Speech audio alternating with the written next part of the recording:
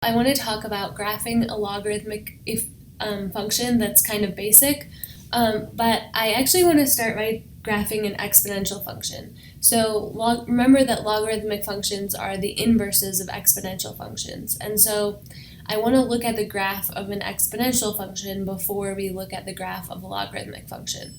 So let's start by looking at the graph of f of x equals 2 to the x power. So let's go ahead and make a table of values. When x is 0, well, let's make when x is negative 1, 0, 1, 2, 3. Okay, so when x is negative 1, we have 2 to the negative 1 power, which is 1/2. When x is 0, anything to the 0 power is 1.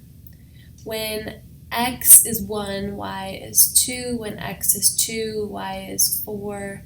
When x is 3, y is 8. Okay, so let me go ahead and plot those points.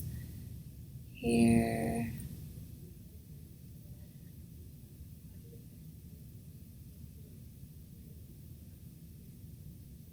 Two, 4, and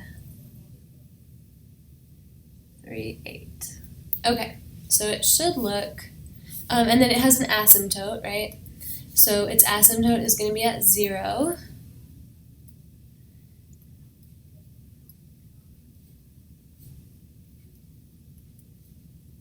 Okay, so you can kind of see. Let me see if I can make that any better.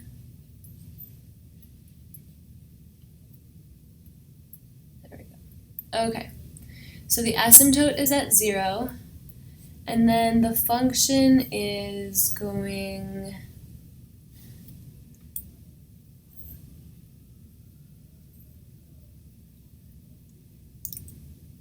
something. Ugh, it's hard to draw on this thing. Okay, the function is going like that. All right, so this is an exponential function. This is what it looks like. Now, the inverse function of any function, we switch x and y, right? So it turns out that when you switch x and y on a graph, what happens is it is the reflection over the line y equals x. So when you switch x and y on a graph, what happens is the graph reflects over the line y equals x, and that should make some sense, but maybe not all the sense. So when you reflect it over this line, y equals x, well, that's where y is equal to x, and what we're doing is we're changing y, we're making y equal to x and x equal to y. So what happens is, on this graph, what's going to happen is we're going to reflect over this line. So when we reflect over the line, y equals x, what's going to happen is this, so everything is kind of its mirror image in the line. But you have to kind of think about where that means things are going to go. So let's look at it one point at a time. So in this line, the mirror image is going to be right here. So the mirror image goes straight through. Think about this green line as the mirror. The mirror image goes straight through and out the other side in the same way. So here, it's going to go like this. And here, it's going to go like this. And then here, this one's hard to see, but it's going to go over here. And it should be right about here. And let's see, 1, 2, 3, 4, 5, 6, 7, 8. Yeah, that looks good. Okay, and then this one, this point right here, should go through here and go over to here. And then, so the curve is going to look something like this. And you should see that that looks like the mirror image. Now, what's happening here is we're going down, and the asymptote is actually the y-axis. So again, we're switching x and y. So here the asymptote is the x-axis. In the logarithmic equation, the asymptote is the y-axis because we're switching. Everything x and y switches. So in the inverse function, right, we switch x and y. So the asymptote is the x-axis, it becomes the y-axis. So let's go ahead and put our line there and draw that asymptote. So the logarithmic equation, so this is kind of how we get the basic idea of what a logarithmic equation is going to look like. Of course, you could just start by plotting points and you would find the same thing, but I want it to make sense with what the exponential function is. So this is the asymptote. The asymptote is, so for a logarithmic function, the asymptote, it has a vertical asymptote, one vertical asymptote,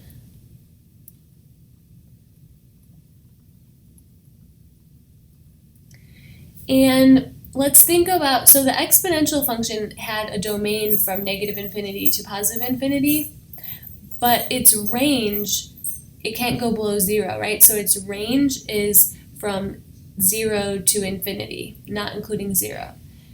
Now, remember that with domains and ranges, they switch for the exponential function. So for the exponential function, the domain is negative infinity to positive infinity, and the range is from 0 to infinity. So for the logarithmic function, let's actually talk about, it would be this, the inverse function is going to be log base 2 of x. Let's call this, well, let's call it f inverse.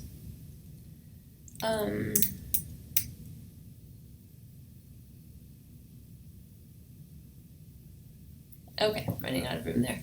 So it has one vertical asymptote at y equals 0, and its domain and range are the opposites of these. So the domain is 0 to infinity, and the range is, is from negative infinity to positive infinity. Right? It goes from negative infinity, and then it grows very slowly, but it does grow all the way up to positive infinity. Okay, so that's what a basic logarithmic function looks like. Now, an exponential function typically goes through 0, 1, right here. A logarithmic function typically goes through 1, 0, 1, 0. Although that could be different if you had a translation, a shift, you know, up, down, right, or left. But it typically goes through 1, 0. And then it goes toward its asymptote, and then it goes up forever. So that's what a typical logarithmic function looks like. Now, let's actually just try to graph a logarithmic function all by itself. So I will take all of this stuff away, and we'll try a new function, and I'll leave that other stuff just in case it helps us. But let's try to graph f of x is equal to, let's try 2 times log base 3 of x. Okay, so the first thing that I want to see is this 2 is a vertical stretch, right? So it shouldn't affect that 1, 0, but we can go ahead and try. So let's see what happens when we put in 1. So we have 2 times log base 3 of 1. And okay, so now we need to figure out what log base 3 of 1 is. So one way of doing this is to say, okay, log base 3 of 1 equals x. Change that into an exponential equation. 3 to the x power equals 1. Well, anything to the 0 power equals 1, so x equals 0. So this really is 0. So it's going through 0. We know, so 1 comma 0 is a point on the graph. So 1 comma 0, like I said, 1 comma 0 should work unless you have a stretch, unless you have a horizontal stretch, or unless you have a shift up, down, right, or left. And we don't have any of that in this case. So 1 comma 0 is kind of a standard point that it's going to go through. Now this is a vertical stretch, but that's not going to affect my vertical asymptote. So I can assume that it's going to have an asymptote at, oh, and this should say, I apologize, this should say x equals 0. So I apologize about that. So it should have so it has an asymptote at x equals 0 is the vertical asymptote. And I apologize for that mistake before, but it should always be a vertical asymptote at x equals 0, like I said, unless we have a shift up, down, right, or left, or unless we have a shift right or left. So let's think about another number that would be nice to plug in here. So, well, I know that if I have, like, if I want to plug in a different number here, right, I want to plug in a number here so that it comes out nicely. So instead of 1, a good number to put in would be 3, log base 3 of 3. So if I plug in log base 3 of 3, so I know, let's just do our xy. So it's going to be, 1 is 0 and 3. So log base 3 of 3 is equal to x, so 3 to the x power equals 3, right? So x should equal 1.